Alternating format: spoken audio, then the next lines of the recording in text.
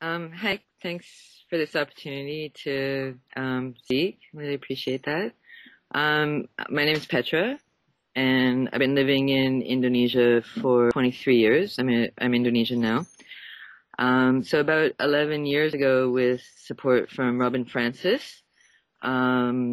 from Australia, we did a nationwide permaculture training of trainers course, and people from all over Indonesia to learn intensively about permaculture.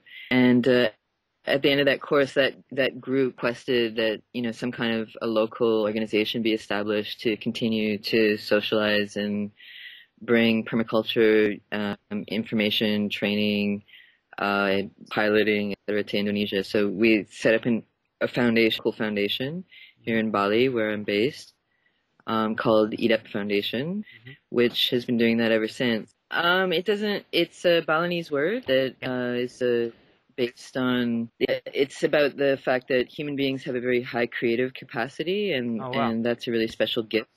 And it's the ability to sort of create, problem solve, find solutions, that sort of thing. So it's about using that special faculty that's been given to humans. Okay. In our lives. Yeah. Okay.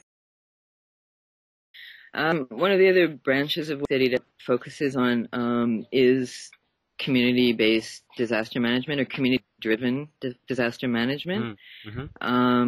We started that work not long after the Bali bombing in 2002, and we really, really studied a lot about what happens in disaster situations, what needs to happen to reduce the risks that people face, prepare them, should a disaster happen, respond when a disaster happens, and then recover from a disaster. And when the Asian tsunami happened at the end of 2004, I mean, the environmental conditions in Aceh were really unique in the sense that the tsunami just like wiped out massive land areas. Yeah. So you were dealing with technically a blank slate, literally. There was nothing. Vegetation was gone. All infrastructure was gone in large areas. And IDEP was out there doing working in the emergency response phase. Emergency response is pretty basic.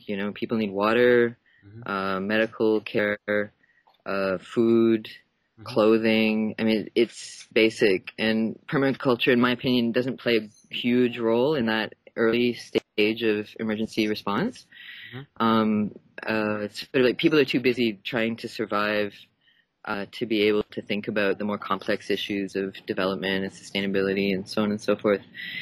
But it doesn't take too long to get to the point where permaculture becomes highly applicable for various reasons. And a lot of these issues IDEP learned in Aceh, because about 5 months after the tsunami happened, we decided to give a shot of bringing permaculture into the disaster zone up there and looking at the feasibility of working with communities on the ground to introduce permaculture. Would that work? Would that be an appropriate approach to community recovery?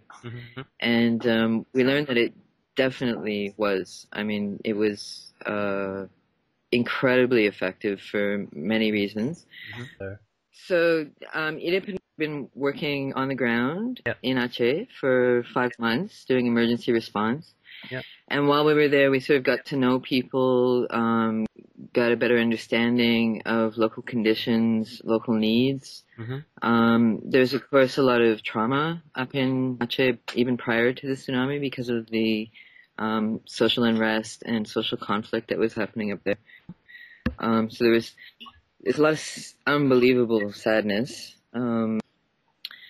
People were living in camps. Some of these camps, the conditions were really atrocious. They were in, wet, moldy, lack of sanitation facilities, lack of food, lack of services, all that sort of thing. So, over time in emergency areas, people get kind of increasingly despondent if the right amount and right type of aid is not available to people, which is often the case.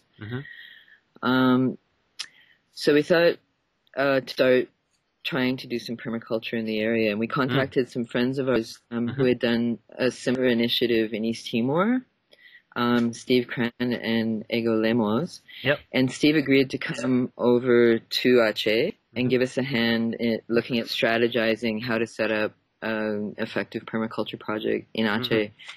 So we had local partners that we had been doing the emergency response work with, who, we consulted with and, got their opinions on, where would be the best location, why, what was centrally accessible to lots of people from the whole disaster zone.